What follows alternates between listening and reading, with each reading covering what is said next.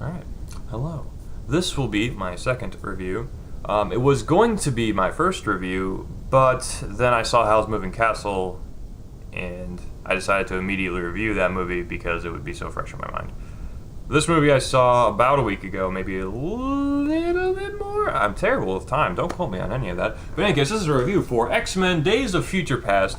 This is a movie I was very hopeful for the trailers. However, I had very low expectations for, considering A, we've been disappointed pretty greatly in the past by X-Men movies, and B, there's a time travel in the movie, and that's pretty hard to handle a lot of the time. It's just, even movies that people like a lot that they call good, Looper, riddled with plot holes.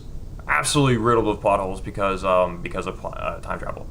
It's very hard to handle. Time travel is a very powerful concept, and it's very rarely treated as such within the movie, which is an already in of itself a plot hole. So, yeah. I mean, frankly, if I'm gonna be honest with you, if I see a movie and time travel's involved, I'm already that much less interested in the movie. In fact, I kind of have a rule. If I'm seeing a movie that has time travel in it, I immediately take a point off of its score, and then it has to earn that point back by giving me a unique take on time travel, and or just a sensible look on time travel that would make sense with the plot. Movies like that would be, Back to the Future, even though Back to the Future isn't really my kind of movie. I'm not a big fan, but it is a good movie. Or Primer, that kind of thing, where they acknowledge time travel is complicated as fuck, and here's our best explanation. Alright, but in any case, one other note before we really get in, actually two other notes before we really get into the nitty-gritty of the review. First off, continuity in the X-Men movie universe has been shit for a while. It would appear at this point that there are two continuities. There's X1 and X2, and maybe if you want to include X3, I don't know why you'd want to include that. But that's the old continuity. Then there's a bunch of scattering of other movies that you can try to string up and tie it into that if you want. The current continuity, the official canon one, I guess, and at least in Bryan Singer's eyes, would be X-Men First Class and X-Men Days of Future Past. Those are the only two right now.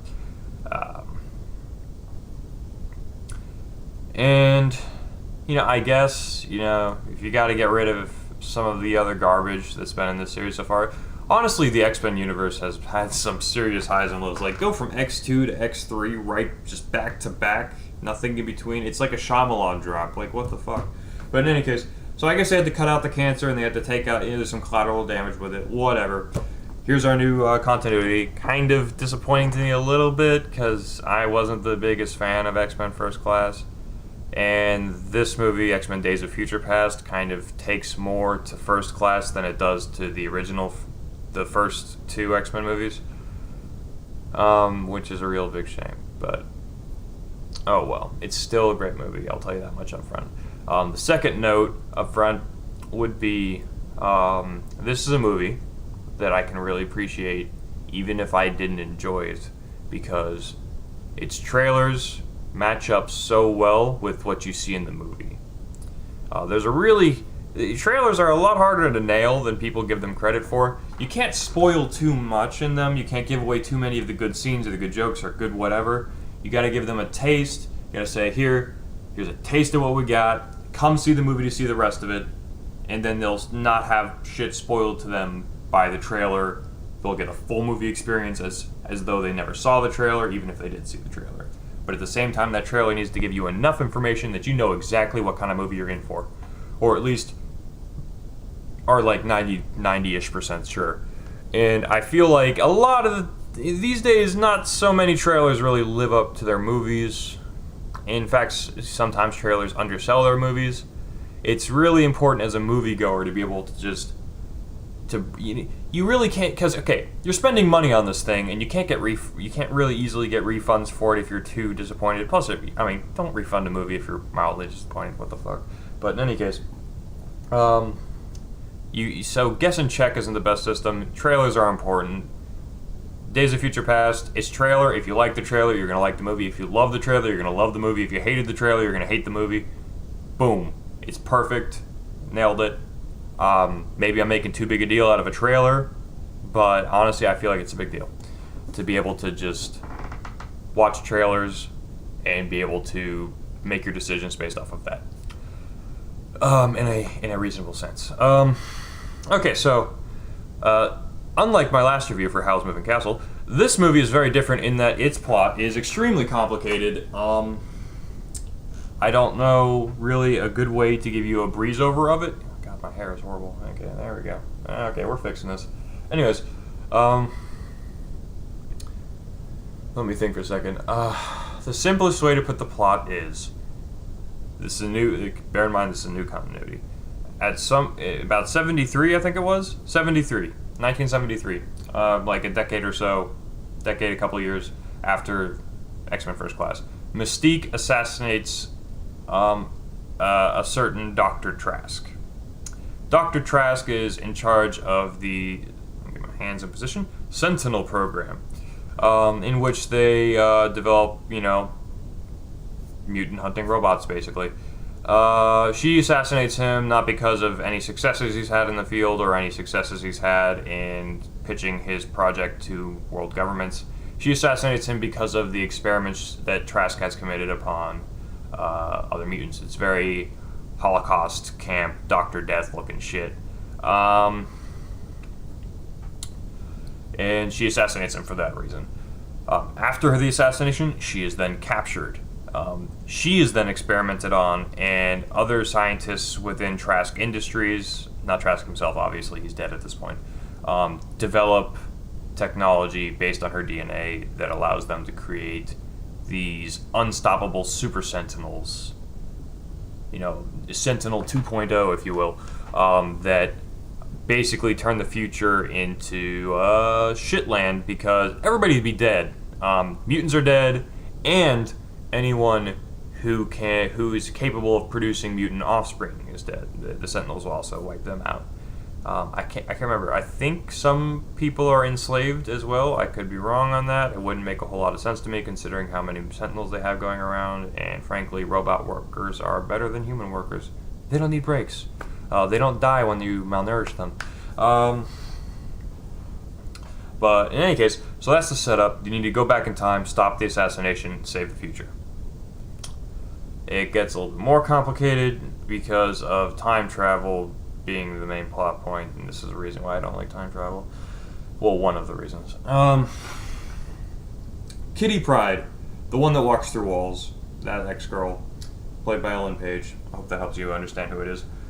She has the ability, in this universe, to send a person's consciousness back in time to their past self.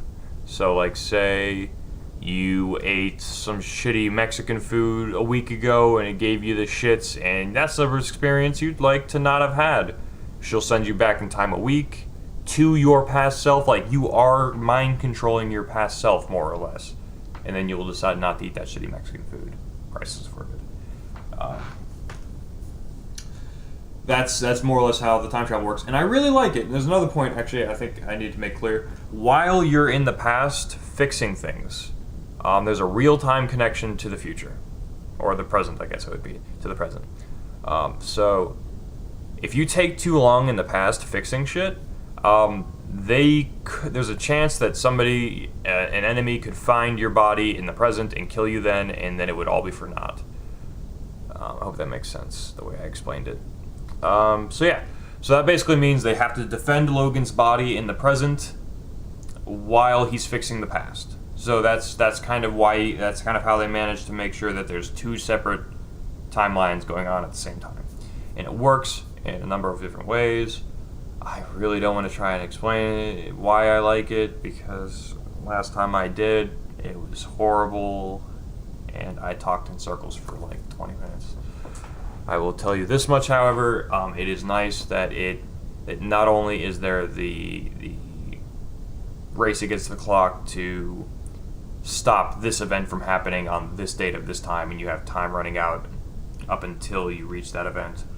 You also have you're also crushed for time because you don't know how quickly they're going to catch your body in the present.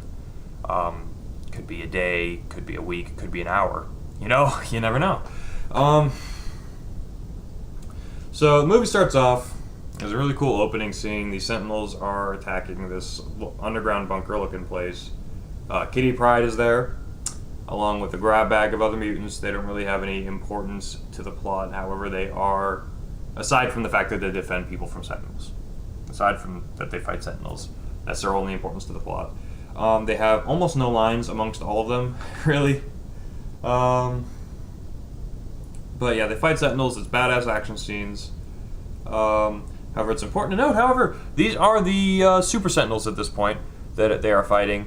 And, like, it's not like, oh, well, there's just numbers and they can't face these numbers. No, it's like one Sentinel versus one mutant is like a fair fight. If anything, it would be maybe slightly in either of their favors, Maybe the Sentinel has the upper hand. It definitely does against Warpath, I'll tell you that much.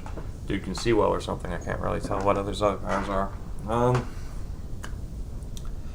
Yeah, so while this grab bag of mutants, you got Colossus, Pyro, Iceman, Blink, Warpath, and Bishop. But don't count Bishop as one of the defenders because Kitty's sending his mind back in time right now. So the first 5 are defending against Sentinels while Kitty Pryde is time-traveling Bishop's mind. So that Bishop can go back in time a week and tell everyone in the group that their position has been made and book it before the Sentinels even get to that bunker. Crisis averted. And that's how they've been keeping ahead of the Sentinels. That's how the movie introduces you to their concept of time travel, and it works pretty well. It's an interesting action scene, and it gives them an opportunity to explain how they've been keeping ahead to the audience by explaining it to a separate group of mutants that they meet up with. This separate group consists of Charles Xavier, Eric Lancher, aka Magneto, Storm, Wolverine. Is that it?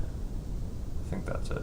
If there's one I'm missing, oh well. Anyway, first big problem in the movie. Okay, so Kitty Pryde claims that she can only send people back in time so far, about a month or so at most, because any further than that, and you get some serious brain damage or whatever, it'll like rip your mind apart or something. However, Wolverine says, just go ahead and try it anyway. We have no other options, and if you're going to try it on somebody, try it on me. Well, okay, first of all, yeah, you don't have many other options. Like, the future sucks at this point. It's just a matter of time. You're fighting the inevitable. So time travel really is their best bet. However, at the same time, they say that Wolverine can make the trip back further because he has the regenerative abilities. So his mind will just fix itself as it's being destroyed by Kitty Pryde's powers. And at first glance, it's like, okay, that makes sense. But then you have to remember,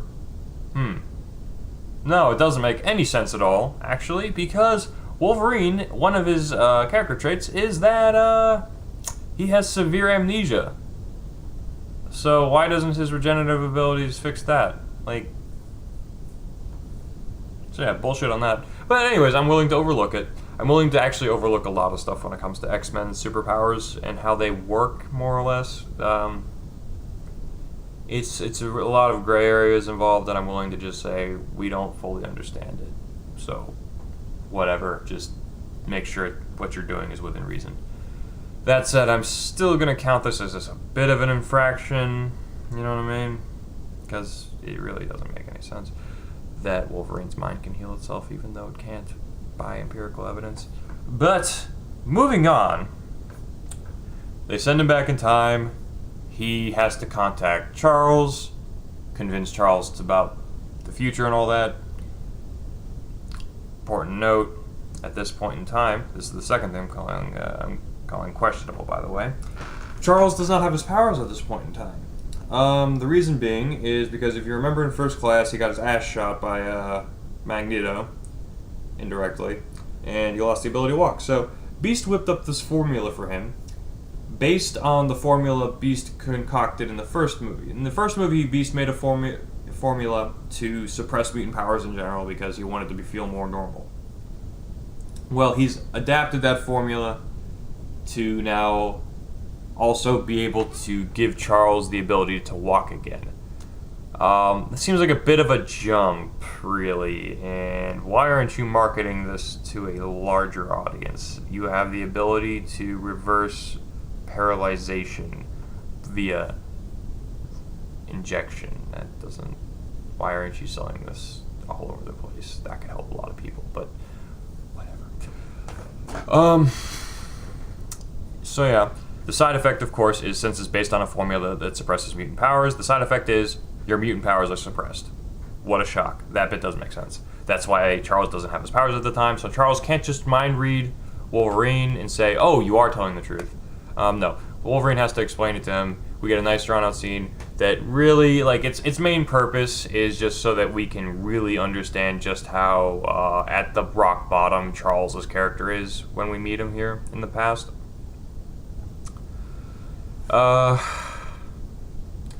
Yeah. So we meet up with Charles. He's kind of a wreck. Eventually he's convinced to help out Beast as well. Beast comes along too.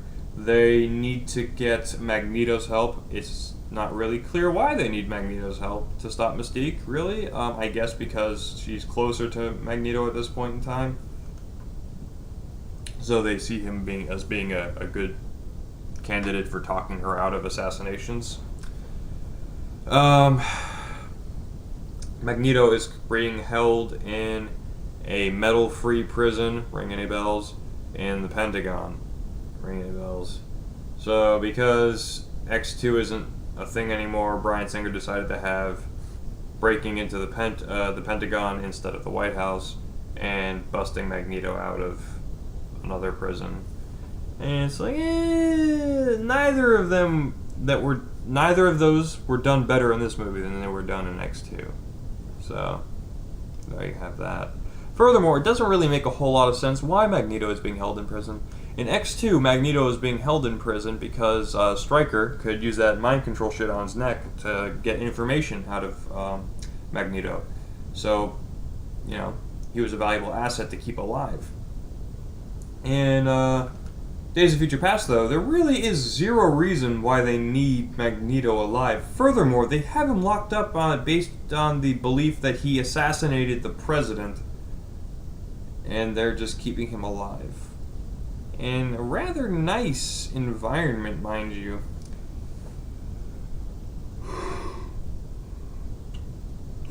Sorry, been a while since I slept. In any case, so that doesn't make a lot of sense. But in any case, to make this breakout possible, they need to contact another mutant by the name of Quicksilver. That's right, Magneto's kid. The movie does kind of have a little quick side dialogue thing that kind of acknowledges that he is Magneto's son, even in this universe. But in any case, they contact Quicksilver, and Quicksilver, for those of you who don't know, is super crazy fast, and furthermore, he also has the ability to think at the same speed. So which means he can perceive the world as fast as he's moving, which means when he's using his powers, to him, from his point of view, it looks like everything else is slowing the way the fuck down. And we get this cool scene during the breakout. It's from his point of view, more or less. It's still a third-person shot, but it's from his point of view. The physics in this scene, extremely inconsistent, but shut the fuck up. It's a movie. It's a scene for spectacle. And it's involving an X-Men power, which is a serious gray area. So I'm giving it a complete free pass as far as the inconsistency of its physics are concerned. And the scene is probably the best scene in the movie. Just like X2's best scene was Magneto busting out of prison. This movie's best scene is the aftermath of the prison breakout. I guess you could argue that it's a part of the prison breakout, but it's Quicksilver, really. In fact, Quicksilver is probably, in my opinion, the best part of this movie. He's funny. He doesn't try to be funny. He's just a quirky guy, you know. He gets in this elevator with one of the prison guards because he moves so fast people can't see him. The prison guard gets in the elevator, and as the doors are closing, he just gets in behind the prison guard, and the prison guard doesn't notice. As the elevator's going down, the prison guard notices Quicksilver standing behind him all of a sudden. He's like, what the fuck? And Quicksilver just picks up a thing of duct tape and goes... And at the bottom of the elevator, Quicksilver's all dressed up in the guard's uniform, and you see in the corner of the elevator the guards all like cocooned in place with duct tape. It's absolutely hilarious. I just spoiled a really funny thing for you. But suck it. Yeah, Quicksilver, best part of this movie. However, serious issue also involving Quicksilver. Immediately after they break Magneto out of prison, they send Quicksilver home. Why? Did he have homework or something? Did he have some more TVs to steal? Maybe I missed. Maybe you missed the bit. But the future of mutant kind entirely, and a great deal of mankind. Like we're talking super mass genocide here in the future. That's what we're trying to avoid. But the guy's got homework, so you better send him home, right? And that kind of bothered me. And it really became clear to me why they did this a few scenes later. This is very shortly after they send Quicksilver home. Very shortly after. They finally confront Mystique. It is the moment in time when she assassinates Trask, and they're there to intervene. They're enough of a distraction by just being there that she hesitates long enough, and then one of these guards tase her, so she misses her chance. They secure the room. They take by they I mean Charles, Magneto, and Beast, and Wolverine. They secure the situation. They have everything under control. And then Magneto says the only way to be sure the future is safe is to kill Mystique. And it's like, all right, Dick. What are you talking about exactly? They can still get DNA from a corpse, unless you intend on burning her. In any case, in fact, this actually leads into that. But anyways, so Magneto goes and he's like, all right, sorry, Mystique, gotta do it. And he shoots her. He only manages to wound her before she gets away with Beast's help.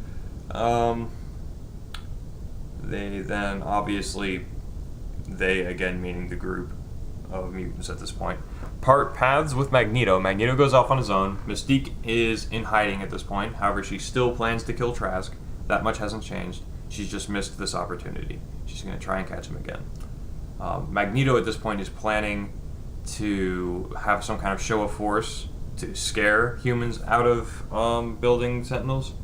And Charles is trying to stop these idiots from doing stupid things. But they're kind of lost at this point. In any case, the scene, though, in which Magneto shoots Mystique. Okay, it's really, really painfully obvious while you're watching the movie that they had to send Quicksilver away, because if they didn't, then he'd be here to stop all this bullshit from happening. So, hi there, Mr. Plot Convenience. You're ruining my sense of immersion. Fuck off. It's really kind of painful, too, especially considering how earlier in the movie they were like, alright, a lot of problems are just too easily solved by time travel and by Charles's mind control powers. So what do? They nerf time travel. You have to protect the body in the present. They nerf Charles. He doesn't have his powers for most of the beginning, and then once he starts getting his powers back, he's not nearly at full strength.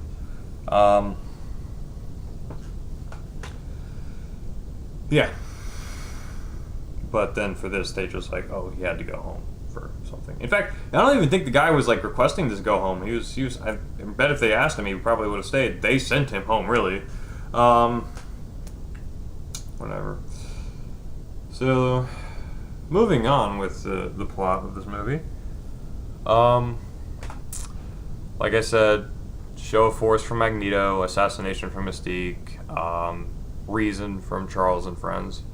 They use Cerebro to find out where Mystique is, and he also mind controls a handful of people around Mystique to try and talk her out of what she's doing. He doesn't succeed in that instance. Meanwhile, Magneto is preparing his show of force. So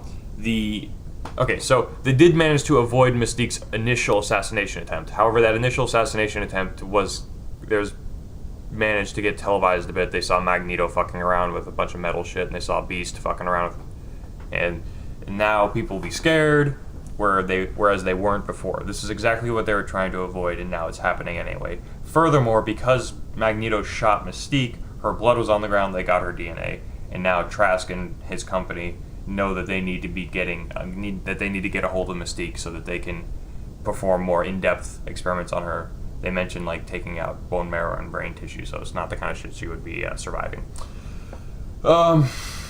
So yeah, it looks a lot like all of it was for naught. It's gonna happen anyway.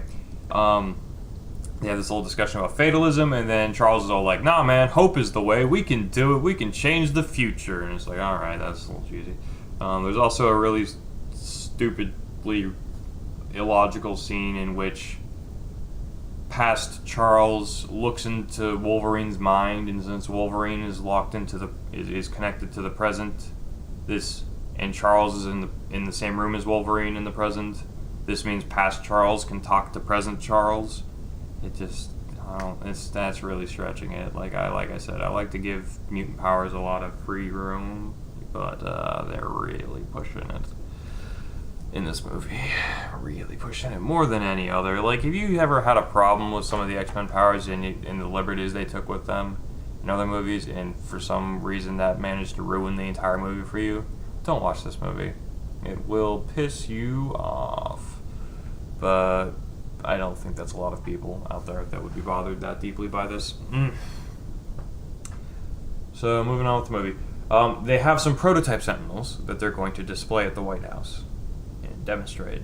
They are made completely out of space-age materials. This is actually a serious issue I have with the movie as far as continuity is concerned. In X2, it is explained to us that the technology behind Magneto's plastic prison, which is a huge deal. Plastic computers. Completely plastic. No metal whatsoever in those computers. Big fucking deal. How'd they do that? Well, this is set, first of all, in the near-distant future, so there's technologies that we do not have presently available to us, are now available to them. Furthermore, Stryker in X2 made a point that they had to specially develop these technologies to have a plastic prison. In Days of Future Past, it's the 70s, so they have more inferior technology. Furthermore, Trask just kind of says, oh, it's made of space-age shit. Polymers. Man. They don't say they had to specially develop it. They don't say anything about how amazing this shit is that they have plastic computers in the 70s. They're just like, oh yeah, it's made of plastic. Polymers and shit. Totally. Whatever. It doesn't end up mattering anyway because Magneto catches up to the train that's shipping these prototype Sentinels to DC.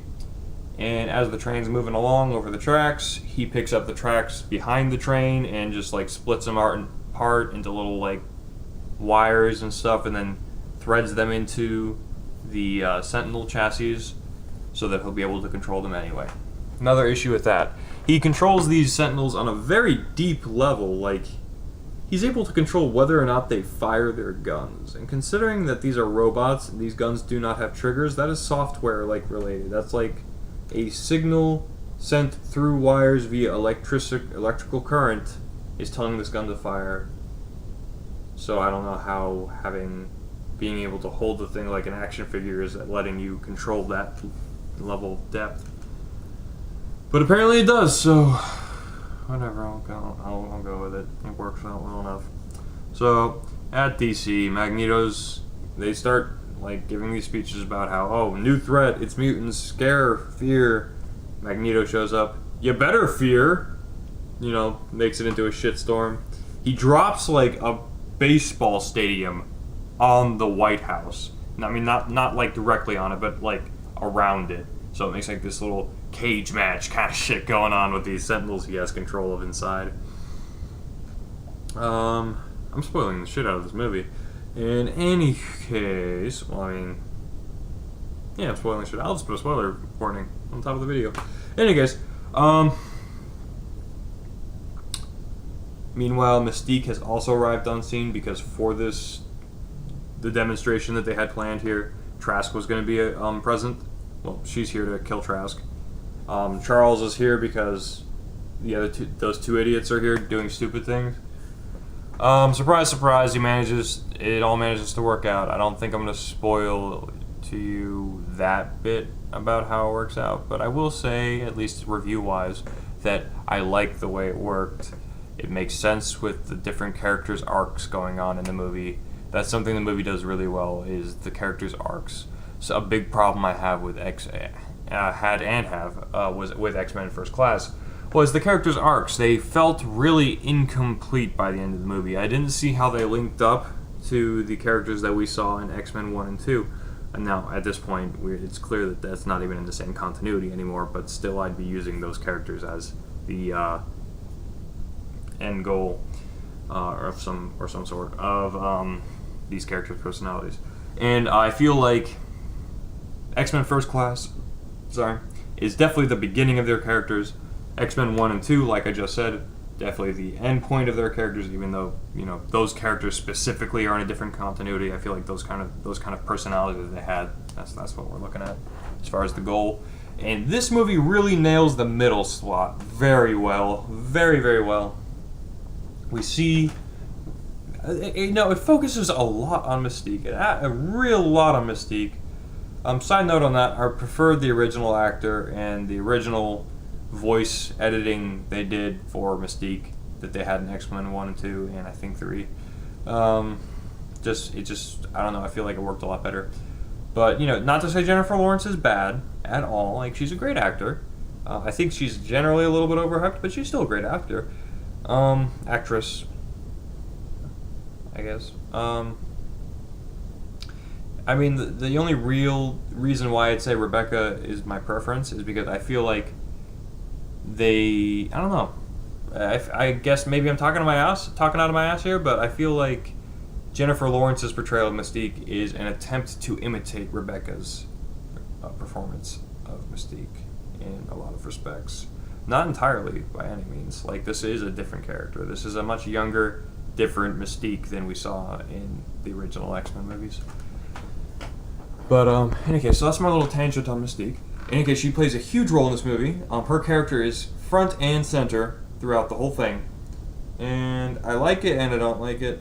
I feel like if they toned it back a wee bit and they left her with just a few, a handful fewer lines, sure, would have loved it. But as is, still really good. Everything in this movie, I have problems with a lot of the stuff in this movie, like I've been going over as we go through the plot here. However, nothing that really makes me scream, this is bullshit. I mean, I'm going to do a review for a movie called Pontypool here soon, and that has an example of a flaw that is just so ridiculous, for lack of a better word, that you can't look past it. Now, these are all flaws in Days of Future Past. These are all flaws that you can look past without too much trouble. I mean, they do hurt the immersion a bit when they happen, but it's not much else that really gets hit. I mean, at the end of the day, you're showing up to an X-Men movie. It's a comic book movie. You're here for some action, and the movie's willing to deliver a little bit more than just action. It gets you some depth, some deeper meanings going on and all that garbage, without it feeling shoehorned in. I feel like a lot of blockbuster movies these days try to shoehorn in meanings in order to get this sort of effect that Days of Future Past has so effortlessly. Overall rating, I'd give 7 out of 10. Definitely 7 out of 10. The acting, top-notch cast. Top-notch. I mean, you have Patrick Stewart and Ian McKellen playing roles right next to each other in the same goddamn room as each other. The rest of the actors could be garbage. I'd still say the acting is something to see this movie for, just based on those two. Their acting is phenomenal. The chemistry they have with each other is always legitimate. Hugh Jackman still nailing it as Wolverine. Not much really else to say about that. The only thing in this movie I'd like to point out is Michael Fassbender in this movie. Michael Fassbender, obviously, stupendous actor. But at the same time, this movie really isn't the best showcase of his acting talent, just because, Magneto in this movie, at least young Magneto, is a very one-note character. Actually, a problem that I had that I forgot to mention was when he shoots Mystique, yes, he's like, I'm only doing this because I have to do it. I'm sorry. But he doesn't seem choked up about it. He doesn't seem too conflicted about it. Hey, Shadow. He doesn't seem really he just seems very, very willing to do it. I mean, he has to do it, and that's why he's doing it. If he didn't have to do it in his mind, if he didn't believe he had to do it, he wouldn't do it. But at the same time, he's he's a very much too accepting of it, even at this point in his arc. I get that he's supposed to be even more of a dick at this point in his life than ever before or ever after, but still, I don't know. I feel like it was a bit much. Maybe because I get that, you know, like I just said, this is supposed to be the peak of his shittiness as a human being, or mutant, I guess, in his life, is this point in time. And that's why he's this cold about it. But at the same time, if he had given a little bit more emotion about it, then that would have added to his character in a unique way. Either way, it's not a huge issue. It's not a huge issue. I still don't like it. There's legitimate reasons for what's happening. It's just my personal preference, really. I can't really say, objectively speaking, that it's a problem with the film. However, I can say that it is not the best showcasing of Michael Fassbender's acting talent. Just like playing a robot would also not be playing the best. You get my point.